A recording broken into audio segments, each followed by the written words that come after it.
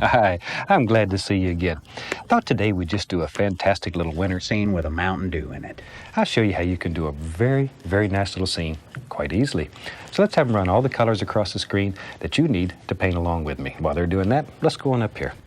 Now for this special painting, you'll need to add a stencil of the bottle beforehand. Now I already did mine, but you go ahead and do yours now. The best way to do it is just trace the shape of your Mountain Dew bottle with a pencil on some contact paper, then place it right in the middle of the canvas. So later on you can take it off and paint a beautiful bottle of Mountain Dew in the space. We have our standard old canvas up. It's all prepared with a liquid white. It's all slick and wet and ready to go. So let's go too. I think today I'll start out with a small touch of alizarin crimson. Just pull a little bit out, tap the bristles firmly right there. And that assures a nice even distribution of color all the way through the bristles. Good. Let's go on up here. Now sometimes when you do winter scenes, they can get so cold that they're almost unpleasant. So I like to put a little tiny warm spot in my winter scenes. And it's just a matter of personal preference. If you want it to look colder, just leave out this little touch of crimson, because this is your painting. You do it the way you want it. If you want it to be very cold, just leave out this one little bit right here, and that'll do it. Okay, a little touch more, right in there. Now we don't want to set this sky on fire. All we want to do is just put a nice pinkish glow in the sky. Something like so. Tell you what, without even cleaning the brush, I'm gonna go right into a small amount of the phthalo blue. Now the blue is so much stronger than the crimson, you don't even have to clean your brush. You just go right in there and just tap it, same way. Okay, now then, let's come right up in here. Just dance in a happy little sky, just using little crisscross strokes. Like so, like so. There we go. And bring it right down to the crimson. Once again, the blue is so much stronger, it'll absolutely eat your crimson up and kill it. There, very lightly. Okay, we're gonna have a little winter scene today. So let's just go ahead and put some blue down here. This will end up being shadows in our snow or water or whatever. I don't know. We'll sort of make that decision when we get there. There we go. Just drop it in. Okay. It's also a good way to clean off the excess paint off your brush. Shoot, while we're doing that, here and there we'll drop a little crimson in too. Just a little. Okay, let's wash your brush. Scrub the old brush. Shake off the excess. And then just splatter everybody. All right, with a good clean dry brush, I want to go right back up here where this pink and blue come together. And very gently, very lightly, just using the little crisscross or X strokes, I just want to blend it. So it's very smooth, so you can't tell where one color stops and the next color starts. Just blend it, blend it, blend it. There. Start in the light area and work toward the dark area. Okay. And that gives us a nice, quick little sky. Alrighty. Let's do a fantastic mountain today. I'm going to start with some midnight black. We'll take some Prussian blue. Oh, a little Van Dyke brown in there. What the heck? A little crimson, whatever. Looking for dark color. Should look black. Okay, pull the paint out as flat as you can get it. And then just take the knife and cut across. Get that little roll of paint right out on the edge of the knife. Okay? Let's go right up in here. Maybe we'll have a big mountain that lives way up here in the sky. Boy, that's a big son of a gun. But this will give you some practice making mountains. And if you can make mountains, you've certainly made friends with a knife. And if you can make these mountains, then you can take the same effects that you learned making these and create just unbelievable things. Rocks, stones, roads, houses, Entire paintings can be done with a knife once you make friends with it. So this is excellent, excellent practice. There. And I lived in Alaska for a dozen years or so, and I'm sort of crazy about mountains. They're a lot of fun to paint. Okay, after you have your basic outline on here, take your knife and firmly, get tough with it, scrape off all the excess paint. You can't get it all off. The value is in the fabric. Scrape off all that you can get off, though. And the more of that paint you get off, the easier the next step is. Okay, now then, we want to just, this removes even more paint and blends it out. And because the canvas is wet, the paint will move on here.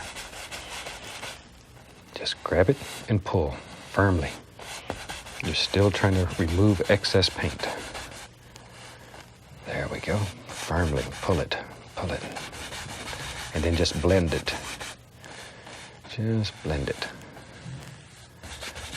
See, and you can soften points and peaks. There. Okay, that gives us a very nice little base to do a fantastic mountain. Okay, I'll wash the old brush again. Shoot, that's the most fun of this whole technique. It's just washing the brush. You can take out all your hostilities and frustrations and anger, and you can get all those bad feelings out just beating the brush. Okay, I'm going to just take titanium white, and once again, pull it out as flat as you can get it, just to really get tough. Then go down here, cut across, and our little roll of paint. Always loading the knife the same way. Okay, let's go right up here. Now then, you have to make some big decisions here. Where is the light striking your mountain? Touch, and just let it flow right down the mountain. See there? No pressure, no pressure. I know you get tired of hearing me say that, because I say it over and over, but it's most important. That's the #1 problem that people experience when they're trying to make this knife work, is they get too strong with it. Take a weak bill. Very, very gentle. Very gentle. There we go. Give a little pull right there. See, and you sort of just form your mountain. Decide where you want everything to live and put it in. Because you can create all kinds of fantastic effects. Just let it flow right down the side. One thing is really worth mentioning here. Notice the angles. All these angles are basically the same, because if light's coming across here, it's only going to hit on a given angle. So that's sort of a good rule of thumb, is keep all your angles basically the same. They don't have to be exactly the same, but basically the same, you know. There. There we go. Maybe this comes right on around, wherever.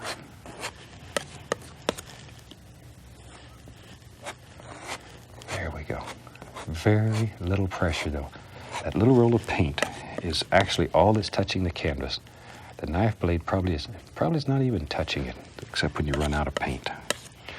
Maybe this one here comes right down like that, wherever you want it. This is just straight titanium white. Now you could add a little color to it if you wanted to. It's up to you. Okay, now I'm going to take white. Let's use a little Prussian blue in it. White, little Prussian blue. Little Prussian blue. It's a very strong color. Extremely, extremely strong color. Be careful with it. Okay, now once again, cut off our little roll of paint, just like so. Now we can go back up in here and begin making big decisions. Is this peak behind that one? If it is, do this one first. Touch it, just give it a little pull. Okay, next one, let it just gently flow. No pressure, no pressure. Right over it. And see, that easy, it pushes that one back. Pushes that one back. Tremendous power you have. No pressure. We just bring these together right here. Just sort of let them flow together. Okay. Right in here we'll have some shadow. Basically, for every highlight, you need a shadow. There we go. Just drop them in. Drop them in. Okay, maybe right in here there's another one, wherever. And you can just sort of work back and forth with your color here. Now you can firm up those edges. Maybe this one comes out here. Sort of comes around. There it is. You can do unbelievable things. Now behind this one, once again, we need a little shadow. Little shadow. He lives right out here. Maybe this shadow comes. There it is. There it comes. But it's unreal. I've painted a million mountains, and every time I paint another one, I get excited about it because it's just unbelievable. Watch right here. Maybe there it is. Maybe there's a peak that lives in there. Just put him in. See, it doesn't look like too much right now. But watch what happens when you give him his own private little shadow. See, once you give him a shadow, then he becomes an individual. Just pops right out there. Let's bring him right on around. Like so. Isn't that fantastic what you can do? And you can.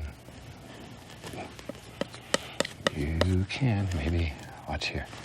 See, we'll just play some games today with mountain peaks. Anywhere you want to show a little peak, just put in a little highlight, then come back and drop in a little shadow. See? There we go. There we go. And you can put as many or as few as you want in your mountain. So if I don't watch out here, I'm going to cover up this whole canvas with just layer after layer of mountain, which is all right. It's a super way to learn. And any time that you learn, you're not losing. Because if there's a secret to this style of painting or any style of painting, it's practice, that's all. Just practice. Now I'm just tapping the base here to create the illusion of mist. But follow the angles. Follow those angles. It's most important. Most important. Like so. There we go. Lift upward. See? You can make it so soft, and here you can just sort of bring it together, trying to keep my arm out of your way. There. Just bring it together, soften it all out. Well, you got one son of a gun of a mountain there. Now then, we got us a mountain. Let's begin working forward in our scene to see what we can make. We can use that same old mountain color. Let's see what we got here. Into that, let me add some white. See what we got. Maybe a little more white. There. Looking for a blue-gray color. Like so. Yeah, that's a pretty nice color. Okay, let me clean my knife off. And we'll use the old fan brush. Let's just go right through here with a fan brush, load both sides of it, just like so. Just like so. Okay? Now maybe back in here lives all kinds of little trees. All I'm doing is tapping downward. Just tap downward with a fan brush. See there? It makes the indication of distant little trees. Just an indication. We're not looking for a lot of detail because it's too far away. When we get into the foreground, then we'll begin worrying about detail. But back here, all you see are basic shapes. Just basic shapes, and maybe right on, wherever. This is the easiest way I've ever seen of making a lot of little trees very quickly. Very quickly. You can paint a whole forest.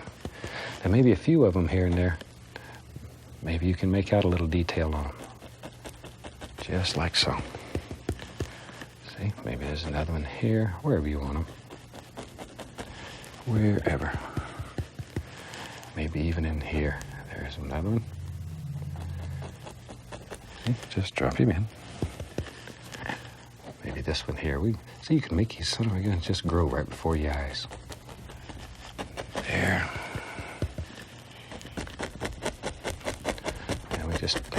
little color down here at the base. Same color. Same color. Take our 2-inch brush.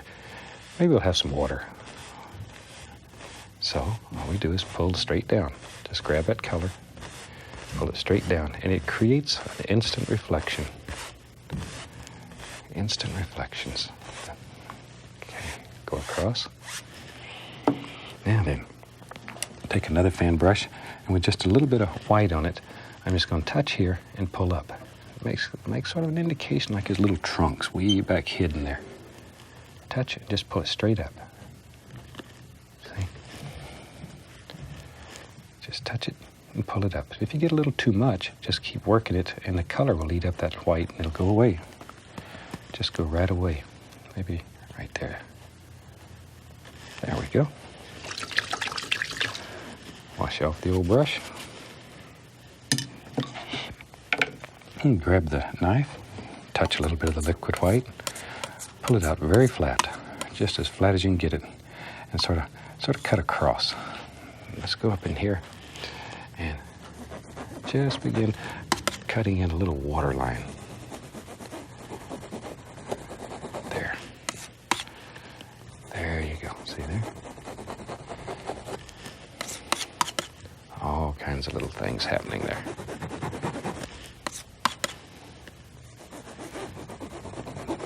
There. As many or as few as you want. It's up to you. Up to you. Okay. Tell you what, let's do. Grab the old fan brush again. I think it's time to have some fun. I think we'll have some fun. Let me clean off a spot here. Got too many things going on in this one palette. That's one thing I ought to mention. I have people write and say they went out and got a palette, and it's not like mine. It's real clear. My palette normally is crystal clear, but for television, they make me take sandpaper and sand it so it's not shiny. If it was shiny, all the lights would reflect off of it, and you would get big flares on your television. But it's just like your palette. Even the furrows on the brush are taped so they don't shine. I'm just mixing up all the dark colors here. Okay. Tell you what, let's use the old 1-inch brush today. Could do it with a fan brush or the 2-inch brush. Let's do the 1-inch. I'll make some happy little evergreen trees. Pull the brush through the paint and wiggle it as you pull it. Wiggle, wiggle, wiggle. And then sharpen it. And that'll bring that brush to a super sharp chisel edge. Look at there.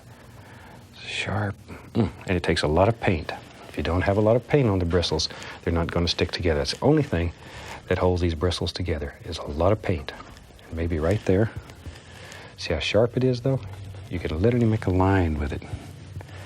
Let's take the corner of the brush, and let's just make us a happy little evergreen tree that lives right there. Tap downward using the corner of the brush. As you work down the tree, you use more and more pressure, so you're using a larger portion of the brush. But you start with one corner, and you use that same corner all the way through the tree. Just sort of work back and forth, back and forth. Okay, tell you what, maybe, yep, you're right. You knew there was a tree there. There he is. And just let him grow right out of the brush.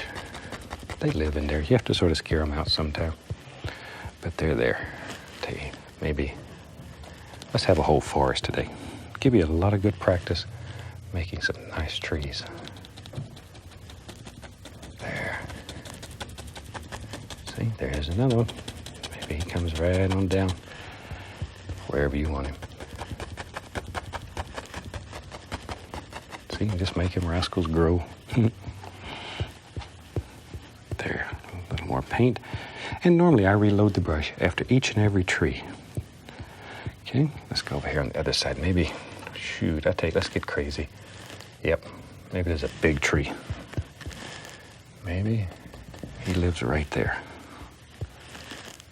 He goes clean off the canvas. Boy, that is a big son of a gun. He probably picks on these little ones here. Right over your mountain. Oh, That hurts after you spend so much time making a beautiful mountain and put a tree over it. It's no fun. Okay, there. Down, down, down. Still tapping. There. Boy, I said big tree. I wasn't kidding, was I? Now we'll come back and we'll put some highlights on these trees. All we're doing here is just painting the back of the tree. I tell you what, maybe there's 2 big trees. And in your painting, you put as many or as few trees as you want. Because we each see nature through different eyes. So paint it the way you see it. Paint it the way that makes you happy. Because painting should make you happy. It should set you free. It has no boundaries. You can go anywhere you want to go in a painting. You can do anything that you want to do. You can make any kind of world that you want. You can create your vision. And that's the joy of painting, is the fact that you can create. It gives you freedom. It gives you freedom. And we're all looking for a touch of that. There. Okay. Well, I'm turning this whole painting into a forest. That's all right, though. At least we're getting some good practice making trees. There's another one. He lives right there. See, after you finish this painting, you won't ever again have problems making evergreen trees. There we go. Now, normally when I'm doing winter scenes, I don't use any green in my evergreen trees. Mainly,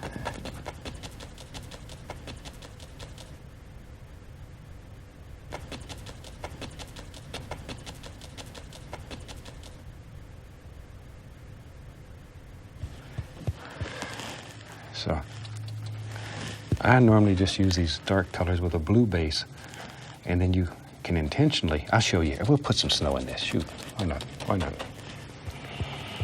Why not? Let me grab the old fan brush here. Let's do one with a fan brush so you can see how. Maybe there's one that lives right here. Right here. We'll show his whole trunk just by tapping all the way down. There's this little arm. Maybe this tree, maybe he's not doing too good. Maybe he's a little sick. A little sick. See, he just has some little limbs living here and there. But you can see a lot of his trunk. Poor tree. There. Something like so. Now then, tell you what. Let's just go right in titanium white. Let's do some snow. We don't need all that water. I'll use the big brush here. Let's go right up here. Decide where you want your snow to start. Grab it and just pull. Be brave. Grab some of that dark color and pull it. Now you have to begin forming the land here. See, I want to grab that dark. It makes nice shadows underneath the trees. Look at there. And then just place some of this white right over the top of it. But see how easy it is to make all kinds of fantastic little snowy areas. And it's smooth. It's very smooth. This is virgin snow here. Nobody's walked in it yet. It's nice and smooth. See there? Isn't that a super nice way to make a little snowy area? Maybe somebody wants to walk down here. So let's make them a little path. I'm going to take white, a little touch of phthalo blue. White, just on the fan brush. Something like so. Okay. Now decide where do you want to walk here. Maybe there's a little path. Comes right down. Just sort of back and forth here. And let it get bigger and bigger as it gets towards you. As it comes towards you, let it get larger. Where does this go? Maybe right on over here. There. And you can make it as distinct or as soft as you want. It's your path. You do with it as you please. Take a little white here. Watch it. Maybe I want to bring out a little projection right there. Bring it right into the path. Like so. Okay, tell you what, I'm gonna get a 1-inch brush here. I'm gonna dip it right into a little touch of the liquid white and go right into titanium white. Pull it in one direction. Load a lot of paint into it. Let's go right up here. Maybe there's some little snow-covered bushes that live right up against these trees. Just touch it, give the brush a little upward push. But you need it against that dark so it shows up. If you put it against just white snow, you're not going to get anything. Okay, maybe there's another one right there. Little frosty bushes. See how easy those are to make? We don't want this side to be left out. Let's put 1 or 2 over here. There's one, lives right out there. And they're beautiful little sunburns. Should look like lace. Look just like lace. Little phthalo blue and white on the fan brush. I just want to come along in here and there, put the indication of a little highlight on these. Just here and there, not too much. Don't want to lose the contrast, like so. Okay. And with that, let's go ahead, find your stencil, and ever so gently use the tip of the knife just to get started if you need to. Peel it off just like that. And see, we have a perfect bottle shape right in the middle of the snow. Oh gosh, it's already making me thirsty. Now, take that old knife and mix up some cadmium yellow with a little phthalo green to find a nice vibrant green for our Mountain Dew bottle. And when you got a color you're liking, we'll use our Filbert brush to start filling in our bottle shape here. And don't forget to leave a little blank space in the center. We'll add our Mountain Dew's initials here in a minute. Small strokes. I'm using a sort of hourglass shape here to leave more blank spaces. We'll be coming back to those in a little while with some yellowy green to shine light through the liquid. A little on the bottom too. Let's load a little more color on our brush now. After all, we've got 20 ounces of delicious Mountain Dew to fill in here. Follow the contours of our stencil. We'll come back later to outline the bottle, so no need to be a perfectionist here. Nice even strokes. We'll leave more blank spaces to add light here too, but look at that. It's filling up with cold dew right before our eyes. Let's put a little under the cap, then use our knife to grab some titanium white and make a little light shine through this bottle. Make that liquid really pop. Let's try a little more green. There, maybe some cadmium yellow, and just blend those colors together. Now, remember those blank spots we left? Once you're feeling good with your color, we'll add some Mountain Dew Glow. Oh, looks nice and refreshing, doesn't it? Use your brush to blend it in with the green we've already painted in there. The sand for our hourglass. Don't worry if it doesn't look perfect yet. We'll blend it with our fan brush. Oh, that feels good to me for the bottom. I'll let you go on ahead and add some glow above the label. I'll tell you what, let's grab the old fan brush again and use it to blend the yellow and the green together, make it feel like one. Soft strokes. Use 2 hairs and some air. And same on the bottom. Oh, see there? It's really starting to glow. Looks nice and refreshing, doesn't it? All right, let's see. Let's head to the outline next. Just darkening our green blend with some blue paint. Then tracing the outline of the bottle. Coming in to make the little grooves at the bottom. The ones that help us hold on when that bottle's a little slippery coming out of a cold cooler. Now, just like we did on the far side of the mountain, adding shadows adds definition for this bottle here. And get more paint as you need it. And go along the edge of the outline first. Then use the edge of your brush to taper off those lines. A little more paint.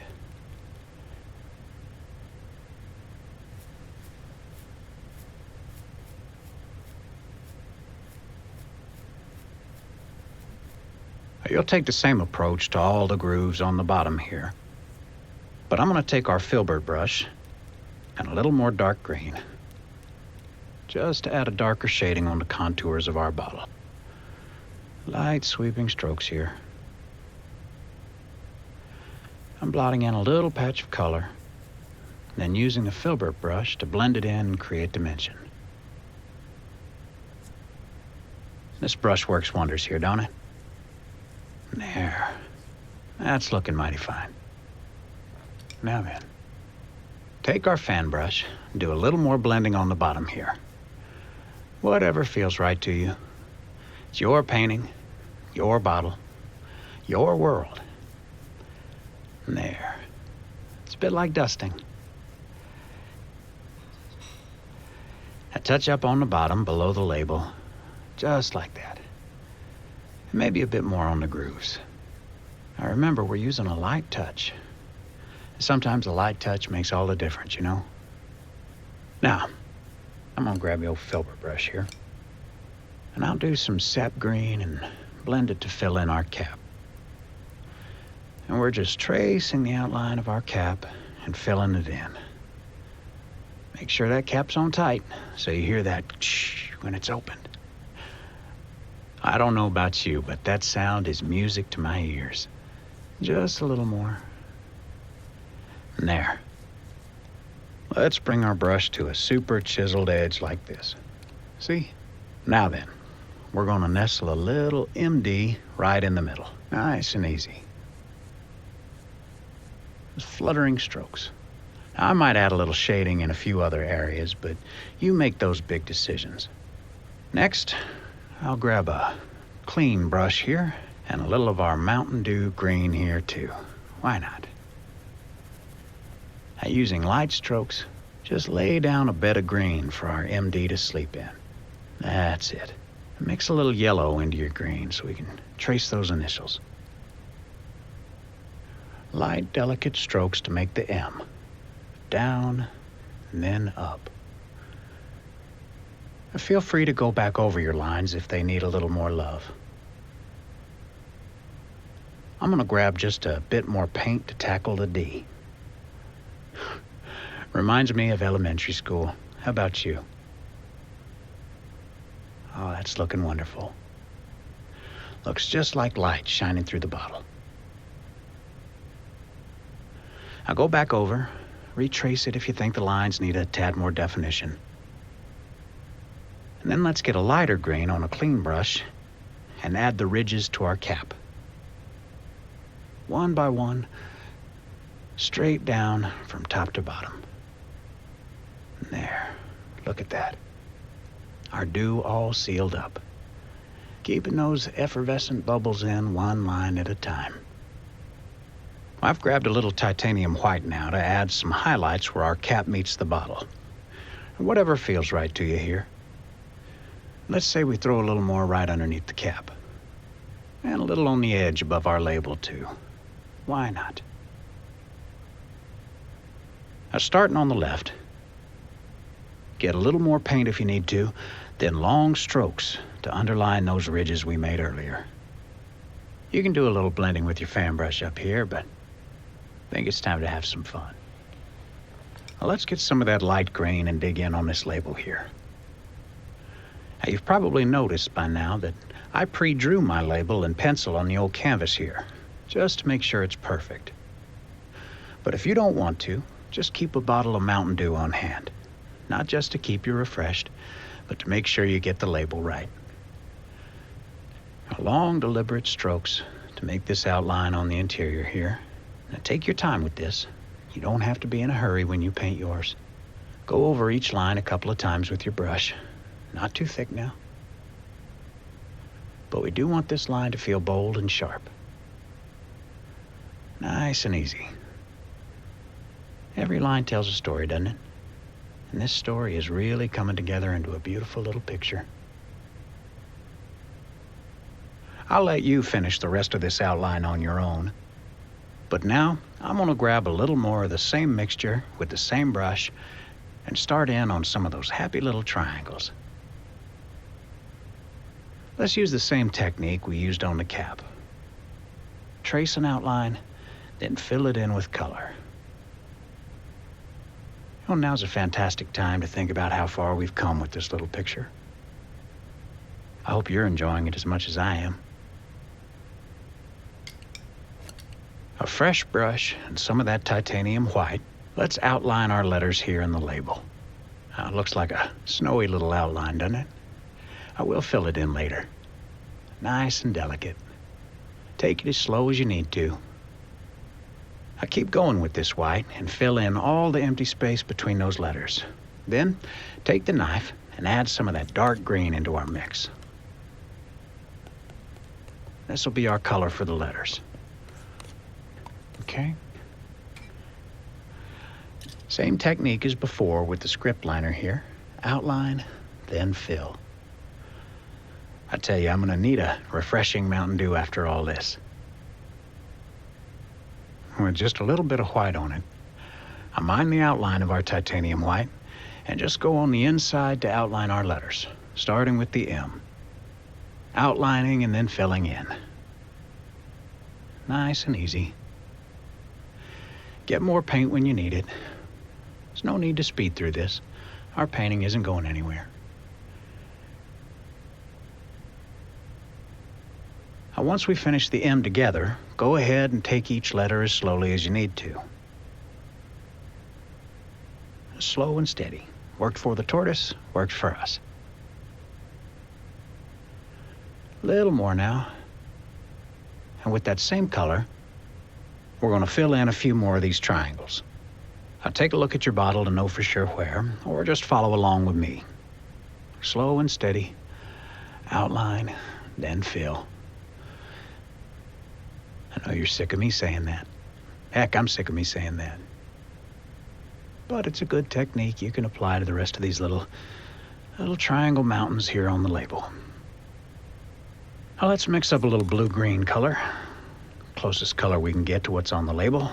And you guessed it, outline and fill the last of our triangles. I sound like a broken record, don't I? Oh yeah, that's a pretty nice color. Okay, let me clean the knife off.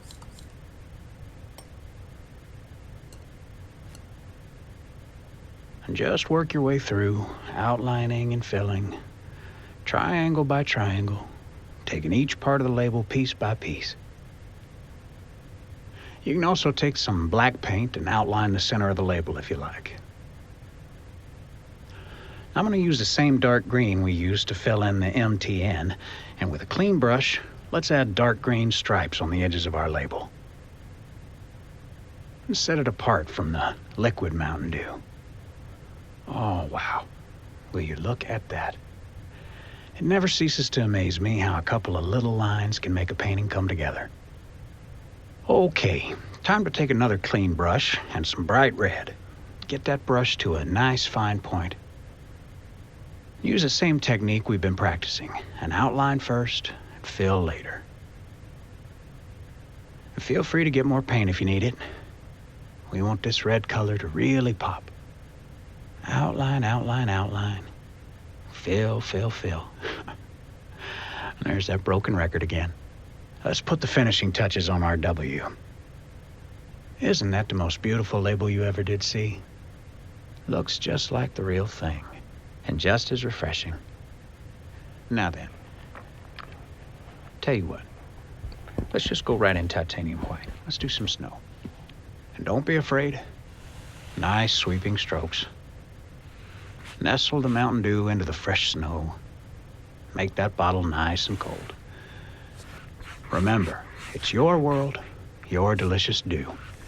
There are no wrong choices.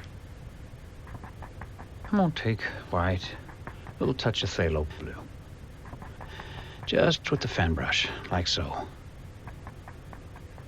And let's throw a little shading onto the cold, cold snow we just created.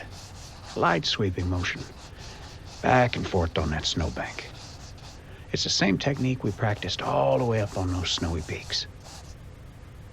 Let's nestle the bottle in a little more fresh powder. Oh, I love the way snow piles up. And wiggle the brush a little. Makes it look like the real thing, doesn't it? Now, how about we add some happy little droplets? Those little droplets that sit on the bottle that just say, "Hey there, friend, don't I look refreshing?" Now we'll use a few colors here, dabbing each on top of each other to add some nice dimension to them. I started with dark green greens. Now I'm going a bit lighter with it. Why don't we try some of that titanium white? Add little highlights to make them really pop. One by one, little dabs. Oh, she's a beaut, ain't she? You know what? I'm gonna make a few of these droplets glow with a little of that yellow we used earlier.